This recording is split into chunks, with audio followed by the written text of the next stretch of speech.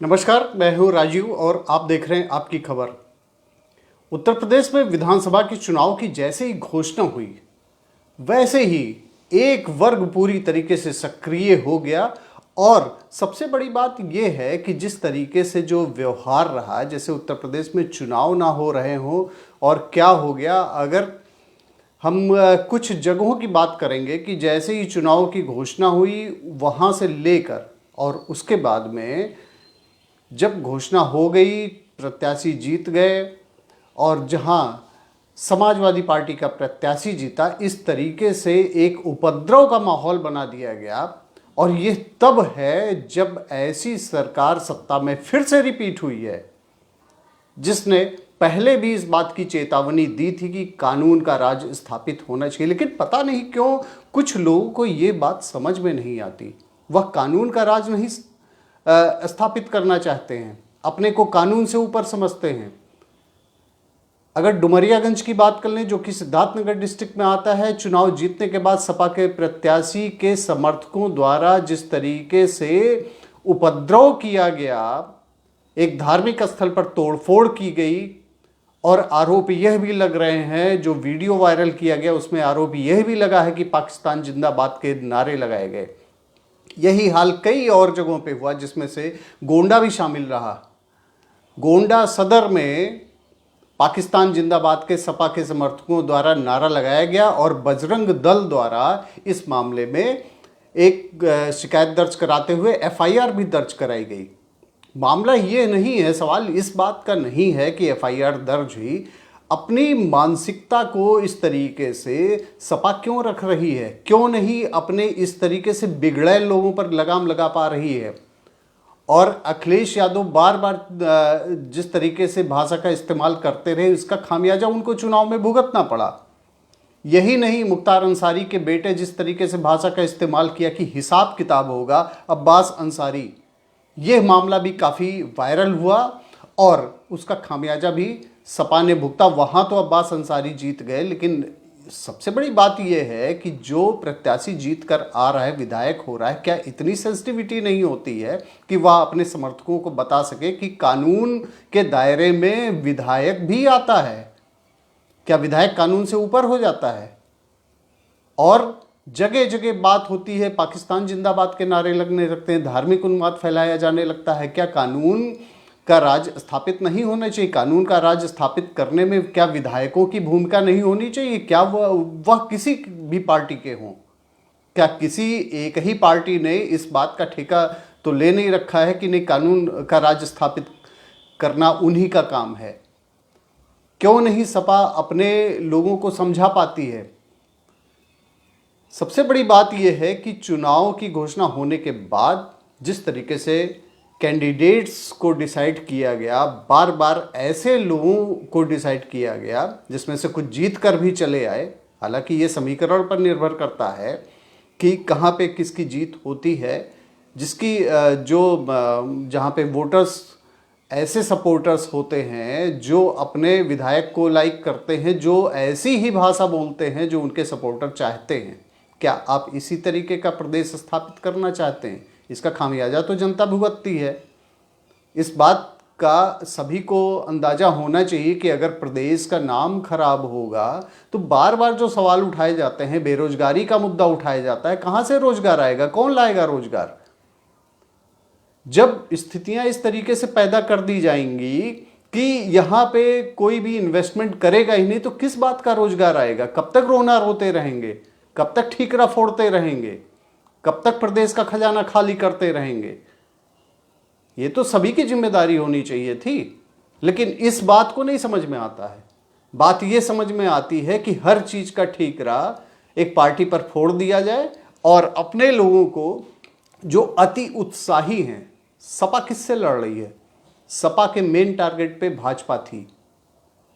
भाजपा उतना ना लड़ पाती अगर सपा अपने लोगों को संभाल के रख पाती। जो बिगड़ैल हैं, जिनकी बोली ऐसी है कि जो माहौल को खराब करते हैं, उनको नहीं रोक पाई। और इसका खामियाजा ये हुआ, जो दंभ भरा जा रहा था कि हमारी सरकार बन रही है और आने के बाद में हिसाब किताब होगा, यहाँ तक कि पुलिस वालों को तक धमकी दी जा रही थी कि हमारी सरकार आएगी तो फिर हम देख लेंगे, या तो तुम ही रहोगे या तो हम रहेंगे।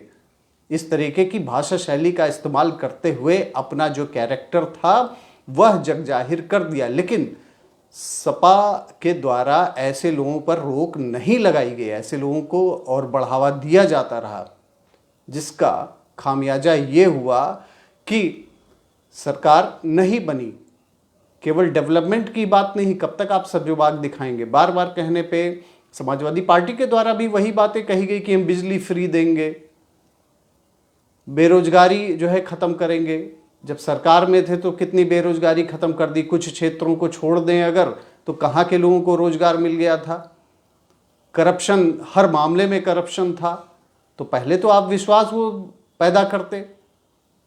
सबसे बड़ी बात ये होती है, प्रेस कॉन्फ्रेंस होती है, राष्ट्रीय अध्यक्ष की भाषा शैली देख लीजिए, पत्रकारों से कहते हैं कि तुम बहुत सीनियर नहीं हो, इतने बड़े पत्रकार नहीं हो, इतने सीनियर नहीं हो।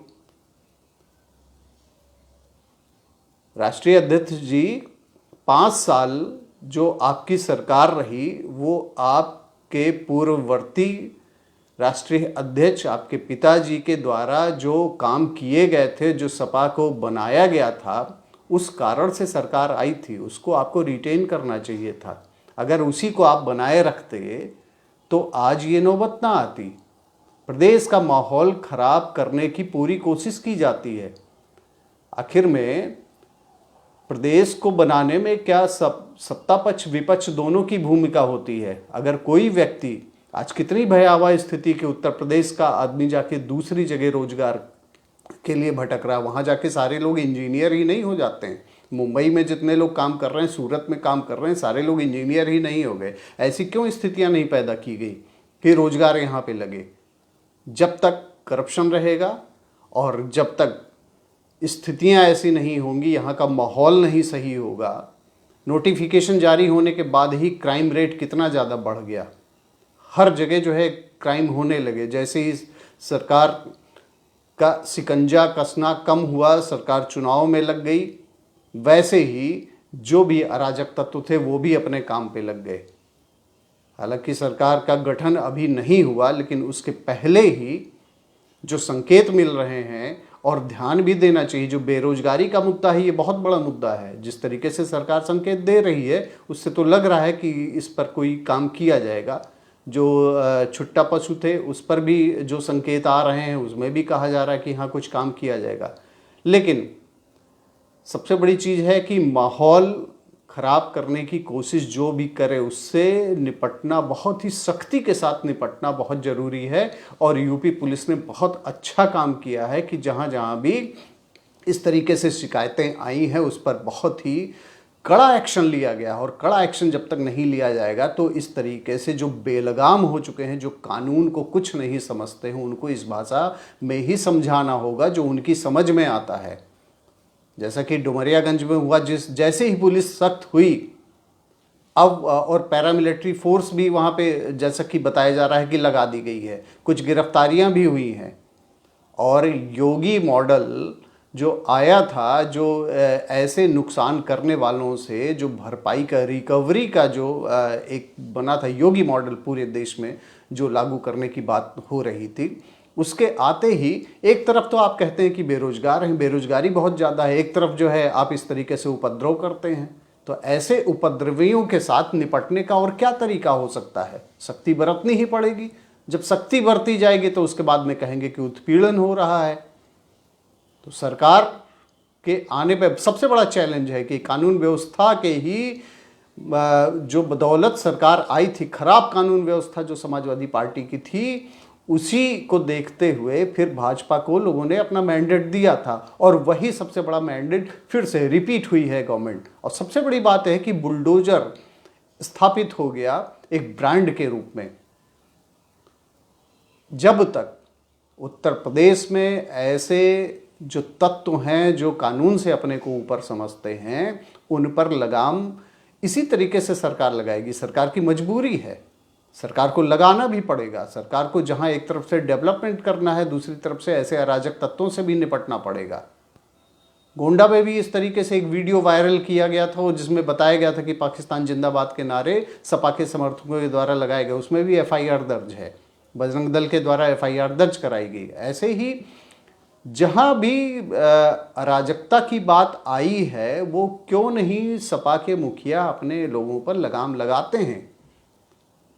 जब पिछली सरकार बनी थी सपा की, उसमें अखिलेश यादव को युवाओं ने भरपूर वोट दिया था और यही कारण था कि उनका फुल मेजॉरिटी में सरकार आई थी। लेकिन सरकार आने के बाद में फिर वही तत्व हावी हो गए जो पहले से सपा में हुआ करते थे।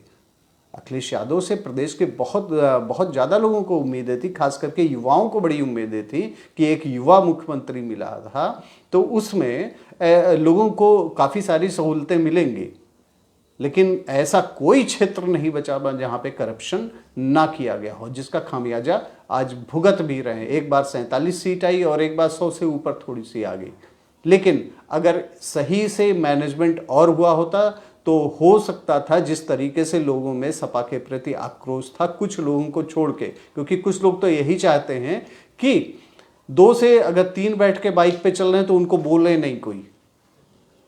और ऐसे लोग सरकार उनके सपा के जो उसमें गठबंधन में शामिल हुए थे सुभाषपा के राजभर, उन्होंने कहा भी था कि हमारी सरकार आएगी तो 2 पे 3 1 फ्री 3 की सवारी चलेगी। ऐसे लोग सरकार में आएंगे, क्या छवि बनती है उत्तर प्रदेश की। तो बहुत अच्छा कर रही है सरकार, ऐसे लोगों से बहुत कायदे से निपटा जाना चाहिए और निपटने के बाद ही तभी कुछ संभव है कि कुछ कार्रवाई हो सके। नहीं तो जिस तरीके से कैराना बना था, अगर लगाम लगाया होता सरकार ने तो ऐसी स्थितियां ना आती। अब ये बदकिस्मती है कि ऐसे तत्व जो हैं वो कभी कभी जीत के भी चले आते हैं। करप्शन के चार्जेस जिनके ऊपर लगते हैं तो वो विक्टिम कार्ड खेलने लगते हैं। ये नहीं कहा जाता है कि क्यों ऐसा करप्शन किया गया। माहौल सही करिए प्रदेश का, ये सभी की जिम्मेदारी, हर नागरिकों की भी जिम्मेदारी है। सरकार की तो जो जिम्मेदारी वो है ही, लेकिन विपक्ष की भी जिम्मेदारी है। छवि तो आपकी ही खराब हो रही है और खामियाजा जनता भुगतती है। और अगर अपने समर्थकों को नहीं समझाइएगा तो समर्थक पिसेंगे, जेलों में जाएंगे, उनका परिवार बर्बाद होगा और 7 पीढ़ियां तक भुगतेंगी। रिकवरी होगी उनसे। और इसका सबसे अच्छा तरीका है कि जो जिम्मेदार लोग हैं, जो पढ़े लिखे हैं, कुछ लोग ऐसे हैं जो पढ़े लिखे हैं, वह समझाएं कि मुख्य धारा में लोग शामिल हों, काम करें, काम खोजें, काम करें और माहौल ना खराब करें। क्योंकि बड़े दिनों बाद कोई ऐसी सरकार आई है जो प्रदेश को पटरी पर लाने का प्रयास कर रही, तो उसमें सहयोग करें। और जो सहयोग नहीं करेंगे उनके खिलाफ तो पुलिस कार्रवाई कर ही रही है। बहुत बहुत धन्यवाद आप लोगों का आपकी खबर के साथ जुड़ने के लिए।